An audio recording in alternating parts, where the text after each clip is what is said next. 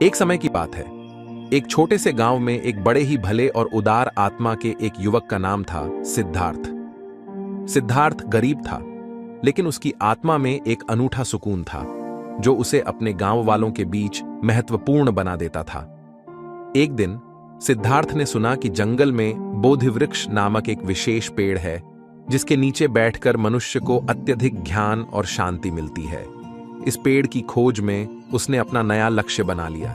बड़े समय बाद उसने अपने गांव वालों को अलग करते हुए जंगल की ओर यात्रा करना शुरू किया। रास्ते में उसने विभिन्न समस्याओं का सामना किया, लेकिन उसने कभी अपनी मंजिल से हाथ नहीं मिलाया।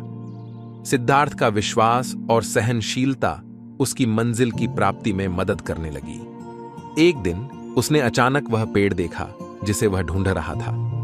वहां पहुंचकर उसने अद्वितीय और चमत्कारी दृश्य देखा। पेड़ के नीचे एक बूंद गिरी थी जो उसे अपनी जीवन की सच्ची शिक्षा देने के लिए एकाग्र कर रही थी। सिद्धार्थ ने बूंद की ओर मुड़कर देखा और वहां एक बुद्धिमान साधु का रूप लिया।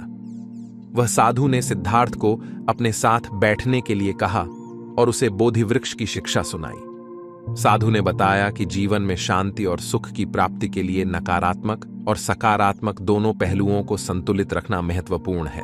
सिद्धार्थ ने साधु से सीखा कि संघर्षों को अपनाना और उनसे सीखना जीवन का हिस्सा है। उसने यह भी सीखा कि सच्चा ज्ञान और आत्मा का समर्पण व्यक्तिगत और सामाजिक उन्नति की ओर एक पथ प्रदान करता है।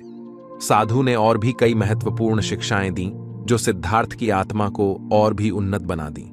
वह बोधिवृक्ष के नीचे बैठकर साधु की सीखों को अपने जीवन में लागू करने का संकल्प कर बैठा। उसने अपने गांव में लौटकर एक नया आदर्श स्थापित करने का निर्णय लिया। उसने अपने गांव वालों को सांघा बनाने के लिए प्रेरित किया और उन्हें योगदान देने के लिए प्रेरित किया। सिद्धार्थ ने बोधिवृक्ष की शिक्षा का अद्वितीय और महत्वपूर्ण सार यह था कि सफलता का राज अध्ययन, संघर्ष और समर्पण में है। इस प्रकार सिद्धार्थ ने अपने गांव को एक नए दृष्टिकोण से देखने की कला सिखाई और उन्हें सच्चे सुख और शांति का एहसास कराया। उसका गांव अब एक खुशहाल और आत्मनिर्भर समुदाय बन गया था। इस कहानी से हमें यह सीखने को मिलता है कि जीवन में सफलता प्राप्त करने के लिए हमें स्वयं को समर्पित करना होता है और आत्मविश्वास के साथ मुश्किलों का सामना करना होता है।